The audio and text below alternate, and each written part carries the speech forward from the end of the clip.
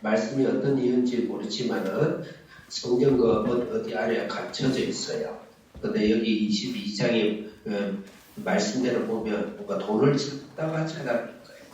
그러니까 성경 구석구석에 어떻게 돈을 감춰놨는지 표현이 너무 억세긴 하는데, 그래서 하나님께서 성경을 하나님 앞에 거룩한 하나님 앞에서 우리의 신앙을 개혁하다 보니까 말씀을 찾게 된 거죠. 그래서 모든 신앙은 말씀의 레일 위에 가야 합니다. 그래야 온전한 우리 신앙이 되는 것이죠. 그래서 우리가 날마다 하나님께 뜨거운 은사도 받고, 또 때로는 방언도 받고, 또 큰 능력도 받고, 또 하나님 나무 은혜도 받고, 그렇게 하지만 말씀 아침마다 하는 큐티의 말씀 중에 성령이 임하신다고 해서 반드시 믿고 마치 큐티는 생명처럼 진정한 나의 신앙을 위해서 반드시 큐티라고 가족, 자녀 모두가 해야 된다.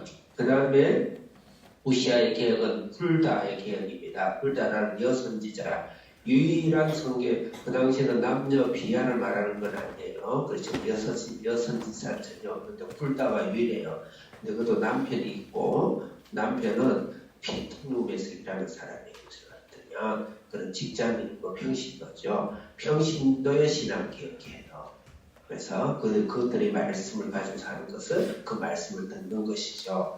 그래서 여러분들이 신앙과 여러분 직장과 또 사업과 가정과 일상의 생활 속에서 신앙 개혁이 일어나고 말씀 개혁이 일어나고 말씀 임하고 말씀 가운데 살고 말씀이 임재하는 그런 진정한 개혁이 바로 우시아 개혁입니다. 그 당시에는 에레미야도 있고 굉장히 많은 사람들이 많지만 우시아가 훌다하게 찾아갔다는 건 대단한 혁명적인 거죠.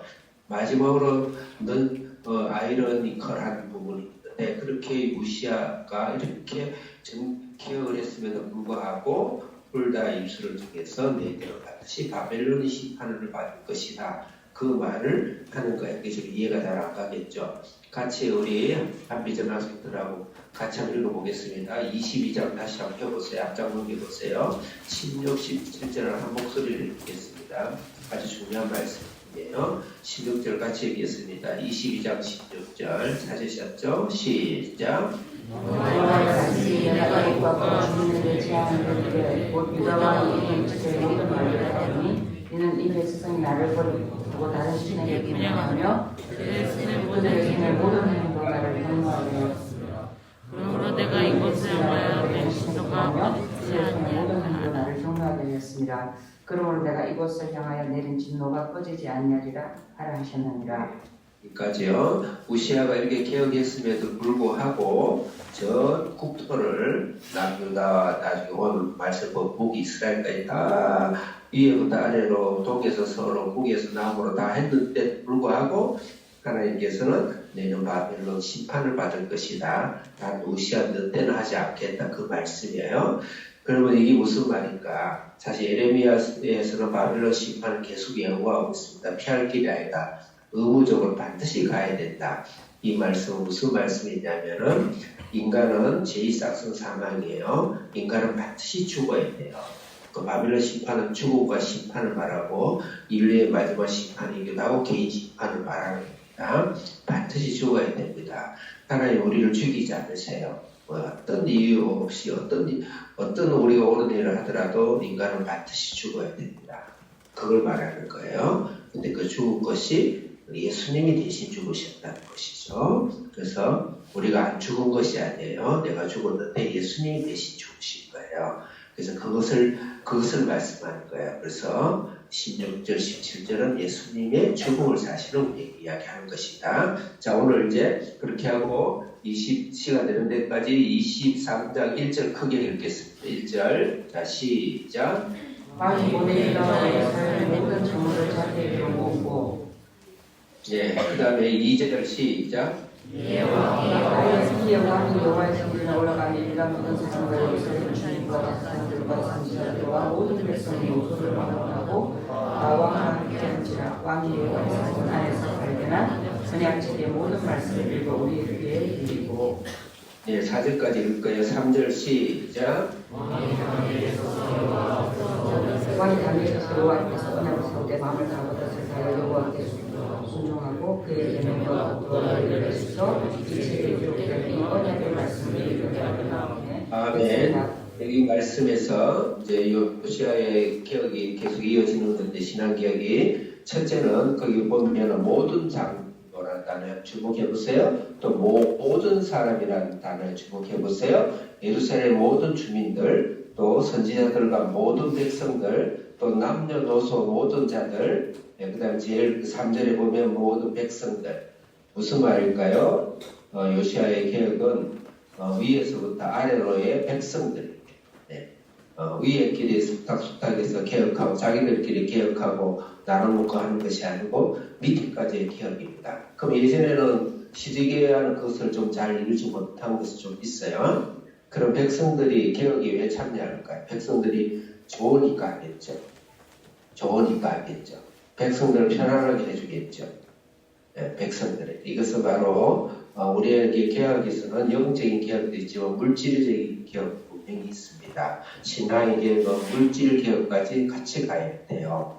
그러니까 백성들이 탄압받고 모든 땅을 다 빼앗고 아합법에 의해서 아세라법이 그겁니다. 지주제도를 말합니다.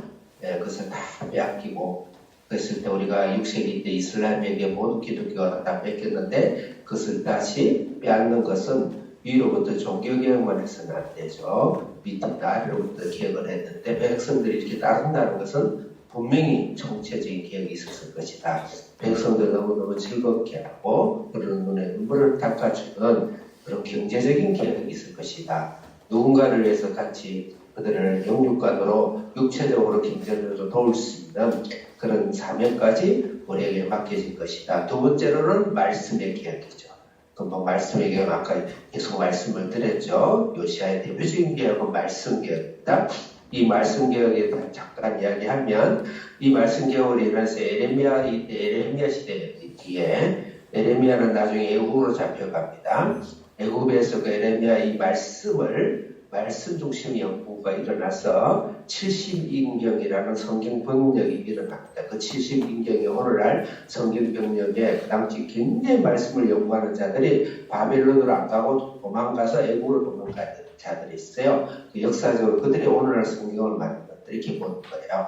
그만큼 말씀에 큰 신앙이 혁명을 했다. 나머지 유다 영토 전체 4절부터 7절은 바알과 아세라, 8절부터 9절은 산당을 제거하고 10절은 몰래를 제거하고 그 다음 11절에 12절은 태양신을 제거하고 그 다음에 13절부터는 시동 모압 암몬 그 다음에 15절부터는 북이스라엘 전체를 사실 개혁하고 신앙 개혁하는 이런 개혁일들을 요시아가 했다. 오늘 우리 적용은 말씀 속에 내 속에 성령께서 내 신앙을 내 안에 신앙을 개혁시키고 부흥시키는 일이 있게 해주옵소서. 그리고 우리가 요시아처럼 백성들의 눈물을 닦고 손을 죽어가는 영혼들을 영적으로 육적으로 경제적으로 우리가 도울 수 있는 그런 신앙과 힘과 재력과 능력을 다해 주옵소서. 하나님 아버지 감사합니다. 오늘도 요시아의 어마어마한 기억 속에